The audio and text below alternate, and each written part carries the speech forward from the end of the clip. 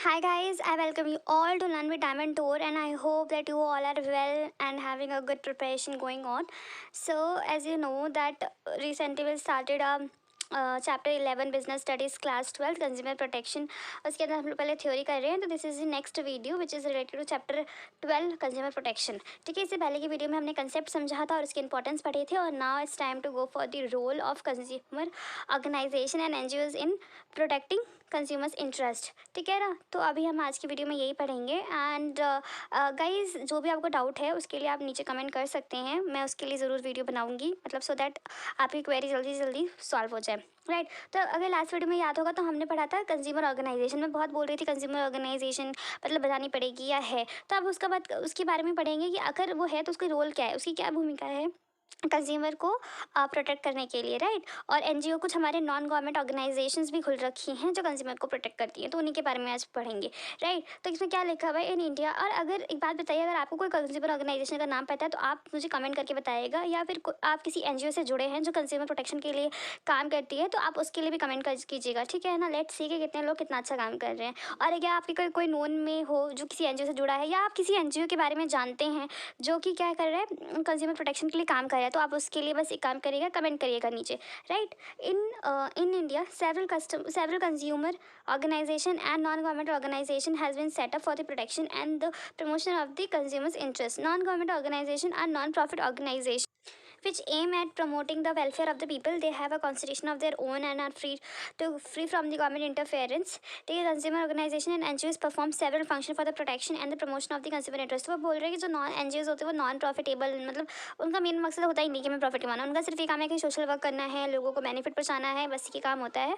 और वो नॉर्मली मतलब गवर्नमेंट उस पर इंटरफेयर नहीं कर पाती है. ठीक है, नॉर्मली यही होता है. ठीक है, लेकिन वो बहुत सारे काम भी करते हैं, तो लेट्स सी कि कौन कौन से काम करते हैं. तो first is the educating the general public about the consumer right. मतलब वो एजुकेट करते हैं थ्रू कैसे, प्रोग्राम से, सेमिनार से, वर्कशॉप से.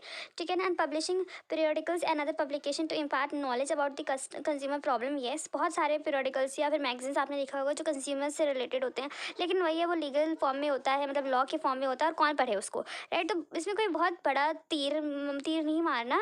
अगर आपको कुछ समझना है, जानना है, तो आपके पास गूगल है, यूट्यूब है, आपको बस सर्च करना है. राइट बहुत सारे मतलब लॉ लीगल से रिलेटेड बहुत सारी वीडियो मिलेंगी जो कंज्यूमर से मिलेगी. और इफ़ यू वांट तो मैं भी कंज्यूमर राइट के जो लॉज है ना वो भी आप कवर कर दूंगी अगर आप चाहते हो तो. Right next is the carrying out comparative testing of consumer product in accredited laboratories to test the relative qualities. Yes, ये भी होता है, मतलब जैसे कि कोई भी प्रोडक्ट है आपने ख़रीदा और आपको उसमें लग रहा है कि कुछ गलत है. ठीक है ना, तो कुछ गलत है उस प्रोडक्ट के अंदर, या फिर आपने कुछ वो उसके साइड इफेक्ट आपने देखे, तो आप उसे कंज्यूमर केयर पे फ़ोन कर सकते हो. उसकी प्रॉपर टेस्टिंग होती है, और अगर टेस्ट में ऐसे सच में होता है तो फिर ज़रूर कंपनी के अगेंस्ट एक्शन लिया जाता है इन ऑर्गेनाइजेशन के through. Right next is the encouraging consumer to strongly protest and take action against the unscrupulous. ठीक है, बिल्कुल उन्हें मोटिवेट किया जाता है कि अगर आपको कभी कुछ ऐसा दिखता है तो आप आगे आइए. ठीक है ना, because you are not less than any one. Next is providing legal assistance. Yes, legal मदद की जाती है to the customer by way of providing aid, legal advice and seeking legal remedy, और उनको रेमेडी भी बताई जाती है. Right next is the filing complete in the appropriate consumer court on behalf of the consumers. ठीक है ना, मतलब वो सिर्फ रेमेडी सोल्यूशन यही नहीं बताते बल्कि उनकी हेल्प भी करते हैं कि आपको ऐसे ऐसे फाइल करना है, इस कंज्यूमर कोर्ट में जाना है. ठीक है ना, हम आगे पढ़ेंगे कि हमारे 3 टाइप्स ऑफ कंज्यूमर कोर्ट होते हैं. ठीक है ना, डिफरेंट लेवल पे, और उसमें अलग अलग तरीके से आप लोग अपनी फाइलिंग करा सकते हैं. Next is taking an initiative in filing case in consumer court in interest of the general public not for any individual. तो इसमें क्या बोला गया है कि हम मतलब पूरी कोशिश होती है कि ये सिर्फ इंडिविजुअल के लिए जो भी हमारा केस है वो सिर्फ इंडिविजुअल के लिए फाइल ना किया हो, मतलब पूरे जितने भी लोग इसे सफ़र करें उन सबके लिए बेनिफिशियल हो, मतलब पूरी कोशिश ये की जाती है. तो ये कुछ हमारे इंपॉर्टेंट स्टेप्स थे जो टेकन बाय दी एनजीओ, मतलब एनजीओ ने ले रखे थे so that they protect the consumers. ठीक है, कंज्यूमर को बस बचाना है. Next is some of the consumer right, और ये बहुत इंपॉर्टेंट है और आपको अच्छे से समझ लेने हैं because you are the consumer, और आपको समझ लेने हैं कि क्या क्या राइट होते हैं. राइट तो कंज्यूमर प्रोटेक्शन एक्ट, और ये बहुत इंपॉर्टेंट है, मतलब पेपर में आने के चांसेस इसके बहुत ज़्यादा हैं. राइट अभी तक हमने 3-4 टॉपिक कर लिए हैं, लेकिन मैंने अभी तक किसी के लिए नहीं बोला, बट इसके लिए बोल रही हूँ. It means that it is important, it is like an are fundamental rights.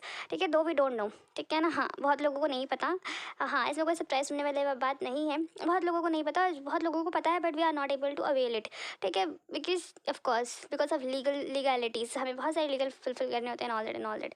Right first is the, तो इसमें क्या बोला है कंज्यूमर प्रोटेक्शन एक्ट 2019, तो हमारा CPA है, 2019 में आया था, मतलब इससे पहले भी आ चुके हैं, 1986 में आया था और उससे पहले भी आया था, बट क्या था कि चेंजेस होते रहे, अमेंडमेंट होते रहे, तो उस तरह से ये हो गया। Next, and confirm the following 6 rights, उन्होंने 6 राइट्स बता रखे हैं to consumer with a view to empowering them to fight against any scriptless exploitative and unfair trade practices adopted by the sellers and to promote and protect the customers. देखो क्या लिखा हुआ है यहाँ पे, ये जो वर्ड्स है ना, अनस्क्रप्लस, एक्सप्लॉयटेटिव, अनफेयर ट्रेड प्रैक्टिसेस, माल फंक्शन, मिसलीडिंग एडवर्टीजमेंट्स, इन शब्दों को आपको लर्न करना है, इन वर्ड्स को आपके दिमाग में होना चाहिए, ठीक है ना। ये वर्ड्स आप इस चैप्टर में आंसर देते समय कहीं भी यूज़ कर सकते हो, मतलब ये नहीं कि बिल्कुल ये अपोजिट आ जाए, but if you feel find that something can be use, you can use it, ठीक है। मतलब ये कुछ वर्ड्स हैं जो इस चैप्टर में बहुत ज़्यादा यूज़ होंगे, और इसलिए मैं भी यही प्रेफर करती थी जब मेरा एग्जाम होता था, तो मैं मतलब कहीं ना कहीं किसी ना एक दो आंसर में फिट हो ही जाता था। तो आपको भी देखना, मतलब कुछ टिपिकल और नए वर्ड्स हैं जो कि हमें लर्न कर लेने चाहिए, कभी ना कभी फ़ायदा ही करेगा, right. First is the right to safety, हमारे पास पूरा अधिकार है कि हम लोग सेफ रहें। The consumer has a right to be protected against the goods and services which are hazardous to life and health. मतलब कोई भी अगर इलेक्ट्रिकल अप्लाइंसेस लेते हैं तो उसके अंदर आपको मार्क चेक करके लेना है, बिकॉज इट्स इम्पॉर्टेंट, और इसके लिए एक प्रॉपर ऑर्गेनाइजेशन है, और अगर मार्क है ना तो आपको पूरा कॉम्पनसेशन मिलेगा, ठीक है। मेन तो ये करता है हम लोगों का, ठीक है। अब तो चोट लग गई, लेकिन फ़ायदा तो तब करेगा जब आगे कुछ अच्छा होगा, right. For instance electrical appliances which are manufactured with standard product और डू नॉट, तो ये कंफर्म करना है आपको, उसमें ISI का मार्क्ड होगा, अगर होगा तो आपको पूरा कंपनसेशन मिलेगा, right. Next is the right to be informed, ठीक है ना। हमें हर चीज़ की इन्फॉर्मेशन रहनी चाहिए, मतलब ऐसा नहीं है कि मतलब कि आधी इन्फॉर्मेशन सेलर ने दी और नहीं दी, नहीं, हमें पूरी इन्फॉर्मेशन का पूरा हक है। कोई प्रोडक्ट ले रहे हैं, हम पूछ सकते हैं, समझ में आ रहा है आपको, हम पूछ सकते हैं। The customer has a right to have a complete information about the product he or she intends to buy, including its ingredient, date of manufacture, price, quantity, direction for the use। ये समझ में आ रहा है। अगर आपको याद होगा तो हमने अभी मार्केटिंग वाला चैप्टर पढ़ा था, उसके अंदर हमने मार्केटिंग मिक्स पढ़ा था, उसके अंदर हमने प्रोडक्ट पढ़ा था, उसके एलिमेंट्स के अंदर हमने पैकेजिंग पढ़ी थी, और पैकेजिंग और लेबलिंग पढ़ी थी। तो याद होगा ना, पैकेजिंग के ऊपर जो लेबल होते हैं सारी इन्फॉर्मेशन दी होती है, क्यों दी होती है, क्योंकि ये हमारे कंज्यूमर राइट्स के अंदर आते हैं, कि सब चीज़ें हमें पता रहनी चाहिए। समझ में आ रहा है कि कैसे मार्केटिंग कंज्यूमर राइट उसके लॉ से कैसे लिंक्ड है। तो यही हमारा मतलब ये होता है ब्यूटी ऑफ सिलेबस, राइट। और यहाँ पे लिखा है it is because for this reason that the legal framework in India, क्योंकि लीगल है, मतलब लिखवाना आपको ज़रूरी है। जैसे कि साथ में कोको कोला के केन दे रहा है कि उसके सारे आपको जितने भी एलिमेंट ज़रूरी होते हैं ना, वो सब लिखे होते हैं, और हम भी सिर्फ 4 चीज़ें पढ़ते हैं, उसका price, manufacturing date, expiry date, बस, और नाम, राइट। और बाकी हम कुछ पढ़ते ही नहीं है, मतलब कुछ भी नहीं, कौन सा इंग्रेडिएंट यूज़ हो रहा है। बट मेरे हिसाब से मैं ये मानती हूँ कि वो ऑथेंटिक होता है और हमें पढ़ लेना चाहिए, ठीक है। बिकॉज नो, मतलब हम नहीं जानते ना कि कुछ भी गलती हो सकती है, ठीक है। तो उसके अंदर जो भी इन्फॉर्मेशन लिखी थी वो पूरी ऑथेंटिक होती है, मतलब एकदम सही होती है। तो उसके अंदर जैसे कि कई बार कुछ केमिकल्स के कई बार परसेंटेज भी दिए होते हैं, तो हम उसको भी पढ़ के अपने अकॉर्डिंग ले सकते हैं ना। कई बार डॉक्टर ने मना कर रहा होता है कि कैफीन इससे ज़्यादा नहीं खाना या इतना लेना है, तो इसलिए ज़रूरी होता है कि हम इंग्रेडिएंट वाली लिस्ट पढ़ लें, राइट।